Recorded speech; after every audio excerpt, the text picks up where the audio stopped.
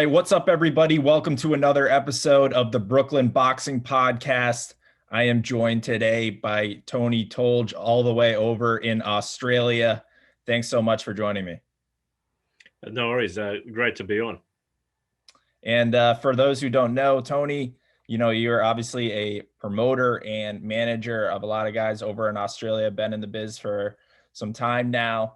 And, I had some fun reading about your story and following you on Instagram and kind of seeing your journey.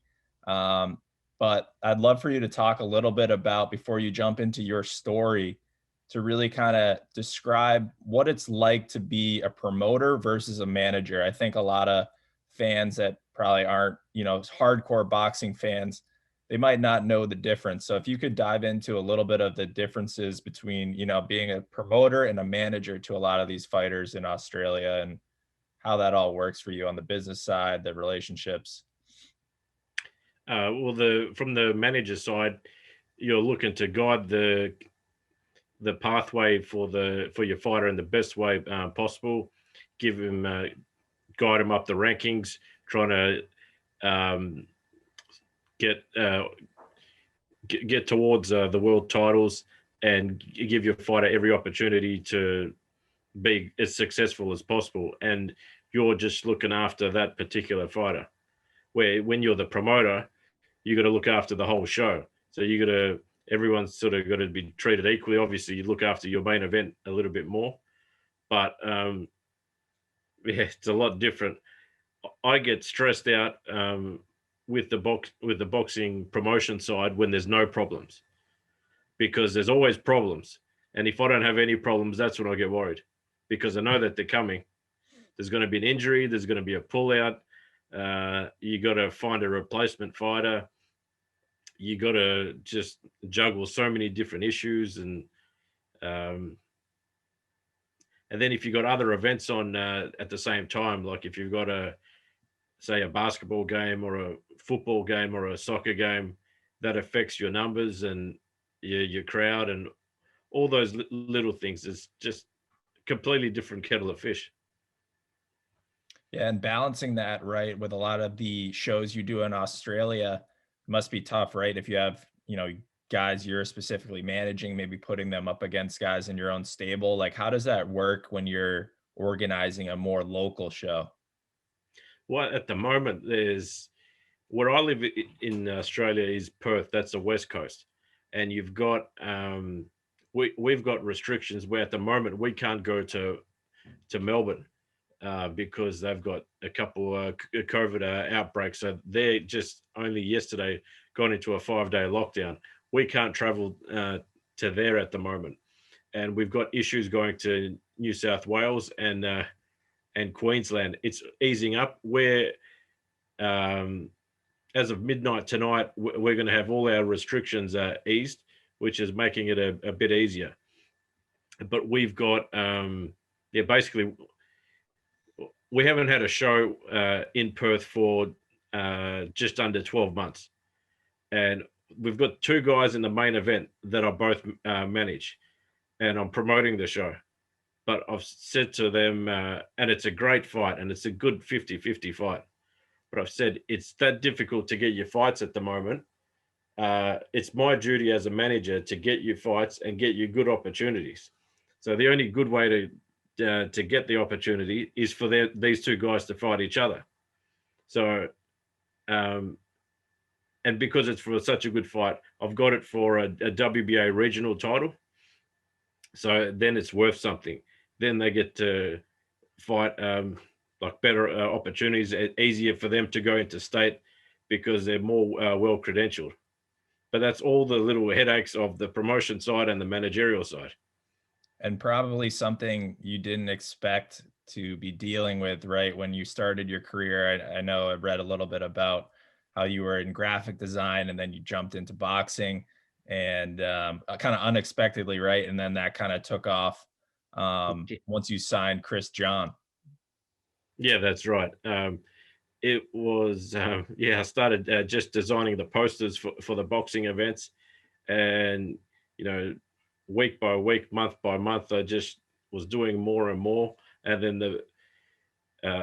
I was working for Craig Christian, who was the trainer of Chris John, and he was also the manager. We worked together, but he had other staff that were involved at the time, and what they year just was didn't this? think.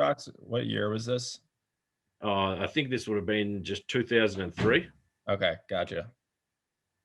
Uh, and yeah, so I was helping more and more because the people that he had with him just didn't know like the fundamentals of boxing, and I knew the way that it worked, and I've I've always been an avid WWE, or back then WWF fan, and it's all got similarities of how that all sort of works. And yeah, I became more involved in that way. And Craig also been a naughty boy sometimes, and he's had a few holidays, so I was left to sort of carry the ship. And yeah, then I got sort of thrown more in the deep end.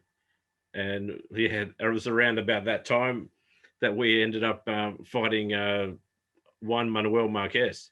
So you couldn't get much more of a deep end than that. No. Yeah, I was going to ask about that. I mean, I was reading about how, when you got that Marquez fight and there was some troubles with the team, and guys got into some mischief, and then a Yeah, lot of the responsibility fell on your head before that matchup. And obviously, for any boxing fan, that's a huge matchup. I mean, Marquez is a legend, and that was a yeah. huge moment for John. So, I mean, talk to me a little bit about like what you were feeling when when all that started going down. Was it where did you have intense nerves, or were you so confident that John was going to get it done? um Obviously you had a good relationship with John, and were able to believe in his ability. So were you confident at that time, or were there doubts starting to creep in? I never listened to any doubts. I,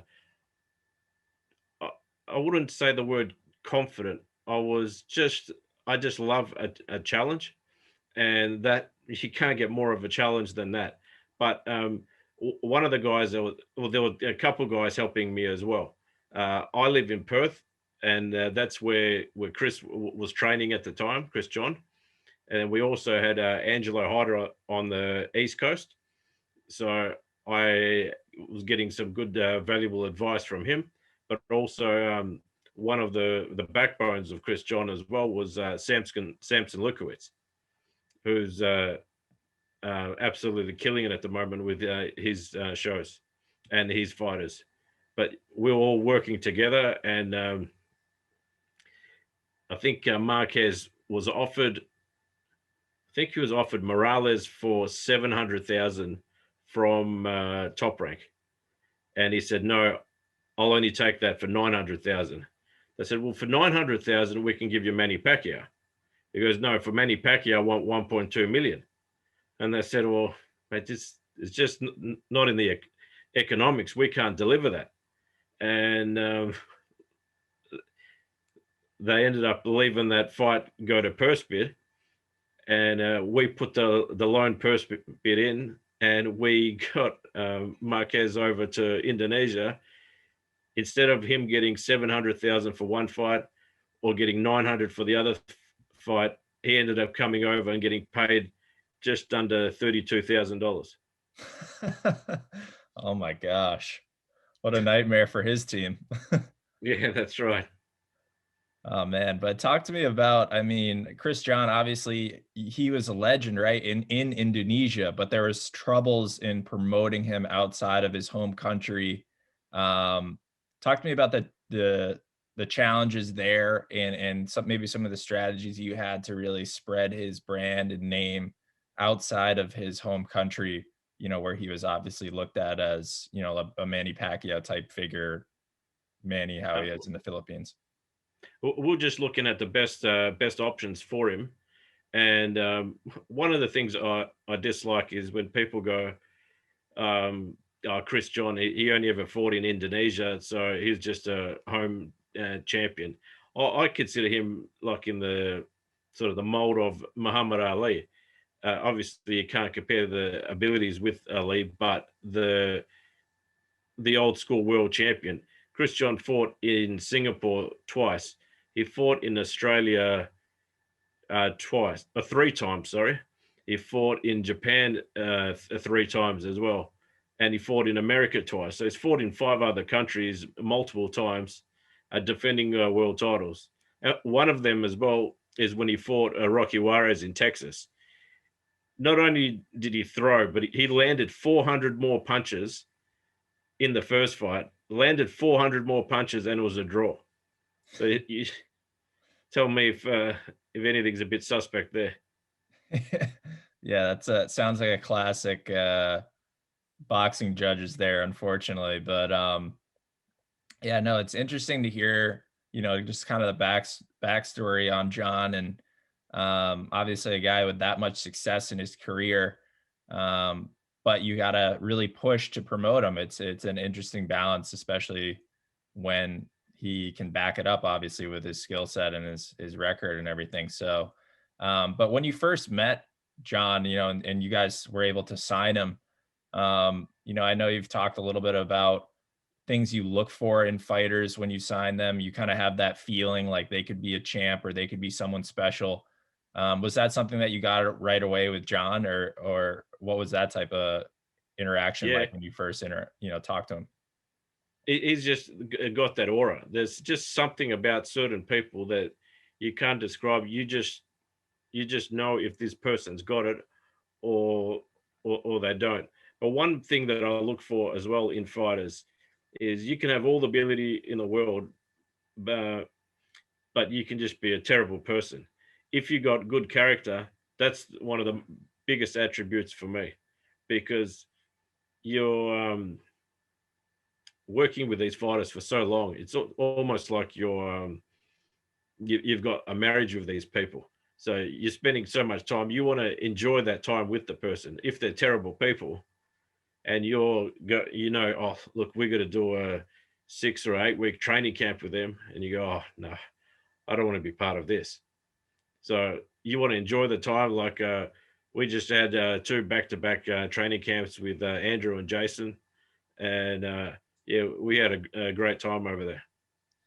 And Andrew and Jason Moloney, obviously 2 young Australian guys, and you met them over at the Pacquiao Floyd Mayweather fight, right? When that all went down, you ended up going down to that fight, or was that the first time that you really moved to sign them?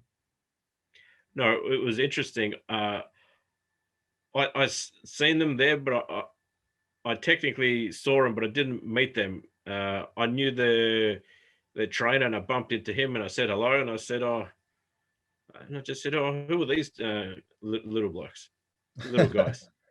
And I think the trainer introduced me and told me their names, and it was funny because they had actually been at our gym before with Chris John, which I didn't even register, but it was. I was on my way from my hotel to meet Danny Green at his hotel, and we were going to the fights, and yeah, we just had a conversation about them, and things just sort of happened for a reason, and we got talking with them, and then Danny ended up coming back after a few years off, and we had them on the undercard, and yeah, and the rest is history. And what do you think is next for Jason at this time? Obviously coming off that NOA loss. But that was back in October. I'm sure he's looking to, get back in there, and obviously still very much at the top of the division. So I'd love to, any insight on maybe what's next for him, or potential opponent. We're not sure on the opponent yet, but obviously we want him to get back in as soon as he can, and we would love to fight Ubali for sure. We'd like to fight Gabalo and Rodriguez. I still in my head believe that Jason won that first time against Rodriguez in Orlando. That was a split decision, and the German judge gave it to us. The local judge and the Latino judge gave it to the Latino. So we'll leave it there. But there's also John Real Casimiro. That's another great fight, and he's just an exciting fighter. Got nothing but respect for him, and that's a fight that we'd love to have as well, because with both of those guys and all my guys that I'm involved with, we want to achieve something special, something great, and you might not win every time, but you win respect from everyone because you're fighting the best, and that's what it's all about. When you got all these guys with padded records and they won't fight this person, they'll fight that person. It sort of it, it destroys boxing a bit. People will just want to see the best guys fighting the best guys. And that's what I really liked seeing was, speaking on the best fighting the best, is you kind of exposed a moment there a few years back when I believe, I can't remember the specific details, names of the guys, but long story short, there was I believe a WBA interim title or something like that, or number 2 ranked guy whose opponent dropped out last minute, and you put in a guy, one of your fighters, who was 5-0 and like a part-time boxer, but you knew that he could get the job done, and people were saying he's going to get killed, and he ended up winning, and then it kind of exposed maybe that the other guy probably had a padded record, right? That's right. It's a funny story. That guy was the WBO number 2. He was, I think he had his flight booked, or they were in talks of getting his flight booked to go to New York to be calling out Lomachenko in his next fight. And they've asked me, said, "Oh, we've lost our opponent. Do you have anyone?" I said, "I've got a guy that's will fight anyone. He's durable. He's undefeated. He made his pro debut at 32. He's a furniture removalist by trade, and he wasn't in full training, but he had enough training where I knew that the fight was going to be competitive, and I know what he's like and the determination that he's got." Yeah, and everyone said, "Oh, he's going to get destroyed. You're insane." And I said, "All right, talk to me after the fight. Let's see how we go first." And yeah, it was the 2018 upset of the year.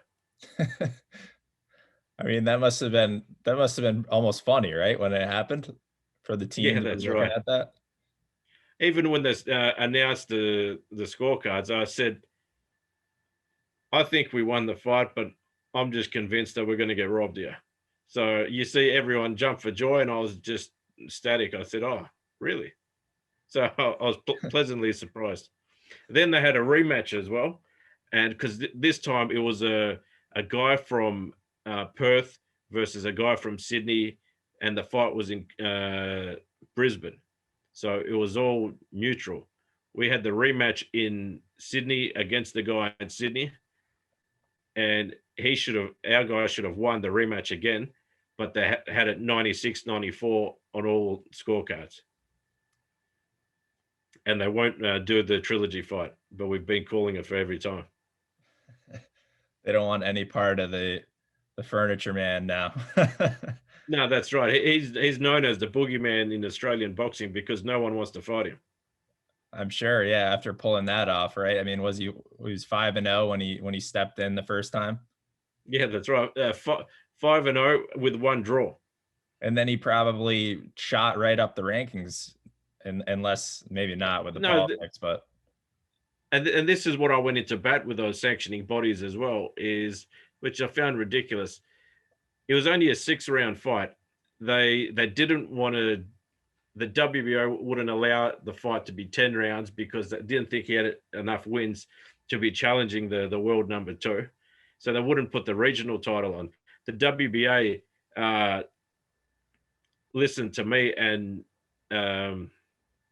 what I said, and they said they were going to sanction the fight, but it was supposed to be for the WBA and the WBO, but it didn't go through. Then he won the fight, and he beat the world number 2, didn't get a single rating because they said he didn't have enough wins. I said Lomachenko only had 1 win, and he was fighting for a world title. yeah, And, you second can't fight. put yourself in the same bracket as him. Crazy. But that's Yeah. great that that's great to see that happen, obviously, and expose some of the parts of boxing that just need to change. The best do need to fight the best, and that's awesome that you're promoting guys and managing guys that are willing to do that. But of all the guys that you've go ahead, were you about to say something? I was going to say as well, my philosophy is as well, you can be in boxing for 10, 20 years, or this probably a bit too long. You can be 10 years with a certain fighter, building up his record. And if the guy can't fight at the start of his career, he's not going to suddenly be able to fight at the end. So you're not only wasting your own time, you're wasting this guy's, the fighter's time as well. So you want to know if you can fight um, at the start of your career, how far you can go. Obviously, you're not going to throw him to the complete deep end, but Right. you're going to just be challenging every fight you get and slowly stepping up. Yeah, definitely. And of the guys that you've promoted and managed, obviously, Chris John and Danny Green are guys that are names that stand out right away. And now you got the Moloney brothers. But, of all the guys so far in your career, anybody that, really stands out to you? It could be the furniture guy, right? That pulls off that upset like that. But I'm sure you have a boatload of stories of, guys pulling off upsets or just funny stories behind the scenes, but anybody that really sticks out to you so far in your career? Yeah, pretty much all the guys that you mentioned, they're all to me special fighters, like the Chris Johns, uh, or Danny Green's a special fighter as well. But the two Maloneys, I've had real fun and get that sort of that mojo with them as well because in boxing I'm a workaholic, and when I see someone else like the fighter working that hard as well, you bounce off each other. They can see how hard you're working. They put that in the gym, and yeah, they're just special times with him. And there's another guy as well, and I'll tell you a bit of a story about him because it's good when you can help someone and that they change their lives as well. I had I was matchmaking for a show in the Gold Coast, and we had a boxer called Bilal Dip. He fought. He was fighting for the WBA Oceania Super Featherweight title, and he fought a boxer from Tanzania who had a good record, Bruno Tarima. And Tarima ended up coming over, which I found out after. Is virtually training himself for the whole fight camp, and no one at the gym was looking after him. He come over, he won the fight, won the title, and they ended up doing a rematch, and he lost the rematch, and he lost the title, and he was devastated, and you could see how much that title meant to him, and he was sort of pleading, I'd like you to work together with me, like how you're helping the Maloneys, and we asked him there as well. I said, you've got a plane to go on tomorrow to go back home. But if you want to stay, we might be able to do something with you. And he started crying and goes, oh, I would love that. So we've kept him over, and he's sort of like a different aspect, like the Alexander Usyk of the super feather, super bantam division. He's been the B side every time because he's just come over. Literally knows no one. But since he's been over, um, his next fight was against this uh, amateur like sensation, a big prospect that was going pro, who was only 1-0. He fought Bruno. Bruno ended up beating him. Then Bruno fought next against Joel Brunker from Australia, who he was world rated in multiple bodies. I think he fought. Can't remember who he fought. Someone in the UK for a Commonwealth title, and he just won there. Then I got an offer through a mutual friend for him to fight in Serbia. And he went over there again, not knowing anyone, but he beat the guy in his own backyard. And it was a split decision.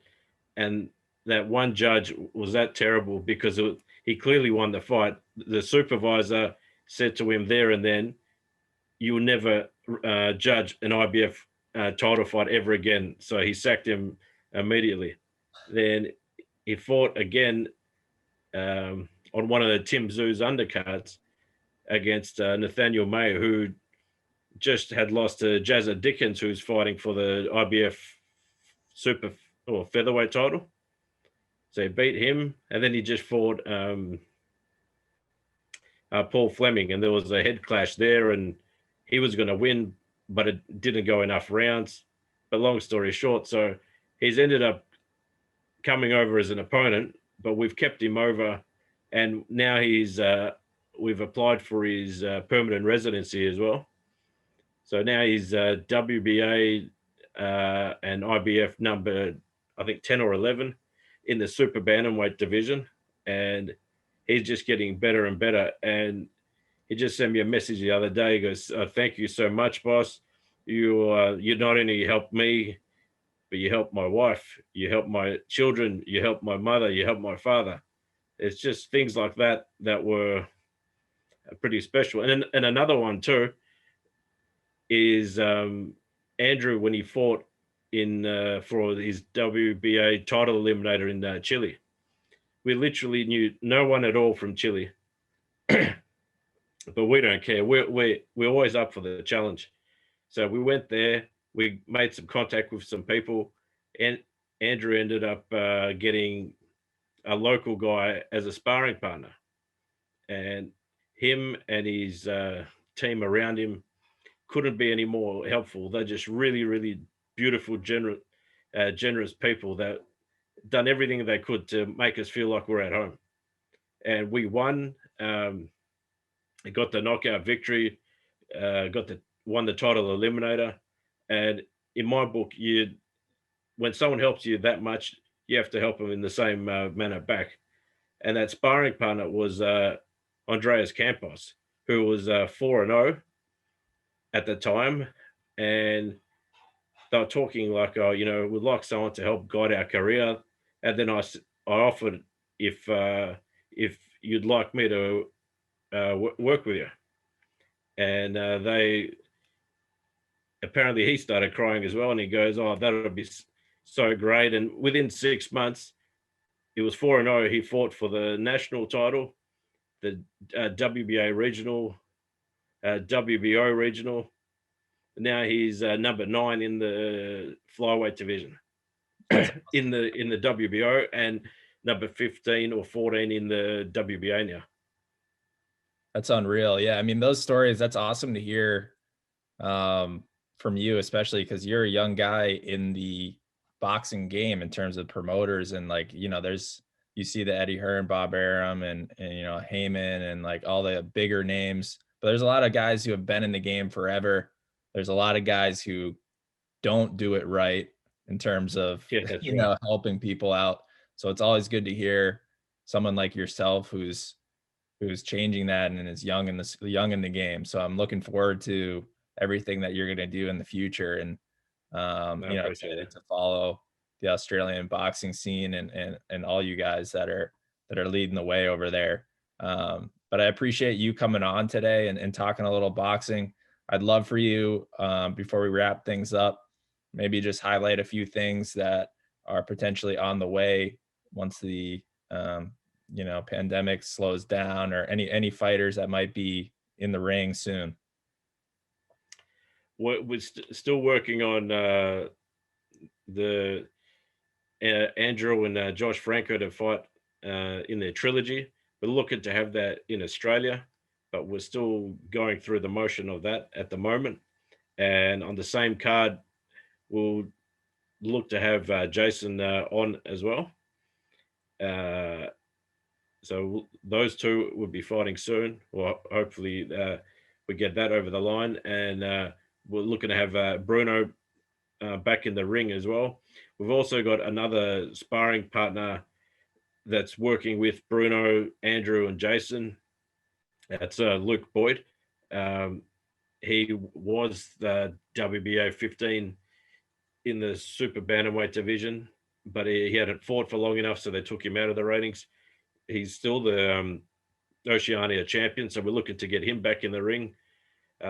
We've got that removalist. He's fighting in 2 weeks' time against. That's must watch. Oh, this fight will be sensational. He's fighting this guy from Nigeria who he was at the Commonwealth Games. He was at the World Games. I think he was an Olympic alternate. His name's Kazim, and not sure if you know much about the WWF from the 80s. There was one of the wrestlers, Akeem, the African Dream. Well, Okay, this guy's Kazim. This guy's Kazim, the African Dream. there you go. And you got the removalist coming in to to fight him. That's his act right as well. Yeah, so that's going to be a cracking fight, because all they do is just come forward and go toe to toe, and yeah, it's just a fight that's going to be so fan friendly. Yeah, I'm just looking forward to that, and the winner becomes the Oceania champion. And any streaming platforms for people in the US? Yes, it's not confirmed yet. It should be on, I believe, this one called Sports Flick. If it's not on that one, it'll end up being on Fight TV. Okay, awesome. So I'll make sure to spread the word on that, and I'll be watching as well. Yeah, I'll let you know for sure on that one. And the other one is I just got probably told about an hour ago as well. We were in discussions with one of the mayors of Santiago in Chile. Campos will be back in the later part of March, so he's going to be fighting again. That's going to be his first fight in close to a year as well. He just hasn't been able to fight because of the situation in Chile, but with COVID. But he's been in all training camps with the Maloneys as well. So you'll see just a complete different fighter as well, because he's been sparring at just an elite level.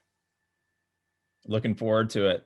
Can't wait to check all those fights out. So I appreciate that. And if you want to give a quick shout out to, where people can follow you on Instagram and follow the promotion as well before we wrap things up, I'll give you the floor to do that.